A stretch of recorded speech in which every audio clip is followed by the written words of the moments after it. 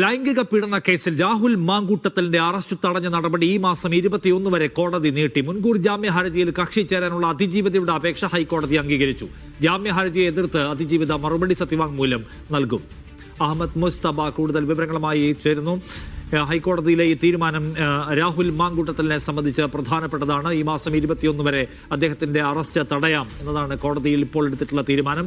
ആ നിലയ്ക്ക് 21 വരെ ഒളിവിൽ പോകാതിരിക്കാൻ അദ്ദേഹത്തിന് കഴിയും.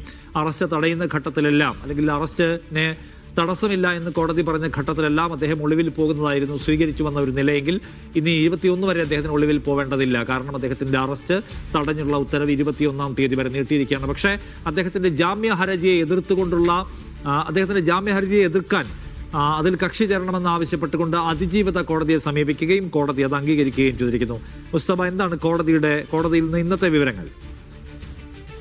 ഇന്നലെയാണ് കഴിഞ്ഞ ഈ രാഹുൽ മാങ്കൂട്ടത്തിന്റെ കേസുമായി ബന്ധപ്പെട്ട് ജാമ്യാപേക്ഷ പരിഗണിക്കുന്നതിന് തൊട്ടു മുമ്പ് അതിജീവിത ഹൈക്കോടതിയിൽ ഈ കേസിൽ കക്ഷി ചേരണം, തന്നെ കൂടി കേട്ട ശേഷം മാത്രം ഈ വിഷയത്തിൽ അന്തിമ തീരുമാനമെടുക്കണം, തനിക്ക് ചില കാര്യങ്ങൾ കൂടി കോടതിയിൽ പറയാനുണ്ട് എന്നാവശ്യപ്പെട്ടുകൊണ്ട് ഒരു കക്ഷി ചേരൽ അപേക്ഷ ഹൈക്കോടതിയിൽ നൽകിയത്. അത് ഇന്നിപ്പോ കോടതി അംഗീകരിക്കുകയും അതിൽ വിശദമായ സത്യവാങ്മൂലം നൽകാൻ അപേക്ഷ അംഗീകരിച്ചതിന് ശേഷമുള്ള തുടർ നടപടികളിലേക്ക് പോകാൻ കോടതി അനുവദിക്കുകയും ചെയ്തിരിക്കുന്നു. ഒരേ സമയം അതിജീവിതയെ കക്ഷി ചേർത്ത കോടതി രാഹുൽ മാങ്കൂട്ടത്തിന്റെ ഈ വിഷയത്തിൽ തീർപ്പ് കൽപ്പിക്കുന്നതിലേക്ക് 2 ആഴ്ചത്തെ സമയമാണ് അനുവദിച്ചിരിക്കുന്നത്. അതുവരെ രാഹുലിനെ നേരത്തെ തന്നെ ഹൈക്കോടതി അറസ്റ്റ് തടഞ്ഞതാണ്.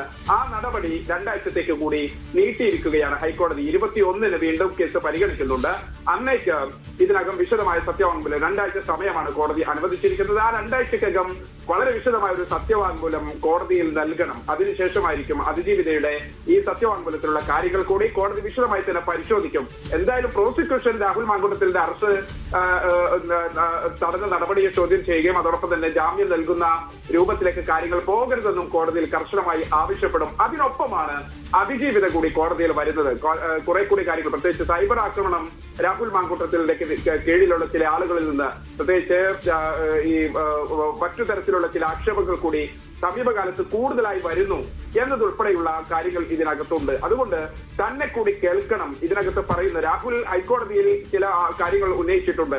അതിന് കൃത്യമായ മറുപടി തനിക്ക് കൂടി ചില കാര്യങ്ങൾ കോടതിയിൽ വ്യക്തമാക്കാനുണ്ട് എന്നതായിരുന്നു ഈ കക്ഷി ചേരാനുള്ള അപേക്ഷയിൽ ഈ അതിജീവിത ഉന്നയിച്ച പ്രധാനപ്പെട്ട കാര്യങ്ങൾ. അതിനനുസരിച്ച് അത് കുറെ കൂടി വിശദമായി ഒരു സത്യവാങ്മൂലം എന്നുള്ള നിലയ്ക്ക് കോടതിയിൽ നൽകും. ആ കാര്യത്തിൽ സംശയമില്ല. അതിന് 2 ആഴ്ച സമയം അനുവദിച്ചിരിക്കുന്നു. ഇനി ആ നടപടി കഴിഞ്ഞതിന് ശേഷം 21-ന് കേസ് വീണ്ടും പരിഗണിക്കുന്നുണ്ട്. അതുവരെ രാഹുൽ മാങ്കൂട്ടത്തിന്റെ അറസ്റ്റ് ഹൈക്കോടതി നേരത്തെ തന്നെ തടഞ്ഞ നടപടിയാണ്, അറസ്റ്റ് തടഞ്ഞ നടപടിയാണ്. അത് നീട്ടുകയും ചെയ്തിരിക്കുന്നത് രാഹുലിനെ സംബന്ധിച്ച് താൽക്കാലികമായ ഒരു ഇടക്കാല ആശ്വാസമാണ്. പക്ഷേ അതിജീവിത ഇനി കക്ഷി ചേരുമ്പോൾ ഏതൊക്കെ തരത്തിലുള്ള കാര്യങ്ങളാണ് പുതുതായി കോടതിക്ക് മുമ്പിൽ കൊണ്ടുവരിക എന്നതുൾപ്പെടെ ഈ കേസിൽ ഏറ്റവും നിർണായകവുമാണ്. നിഷാദ്.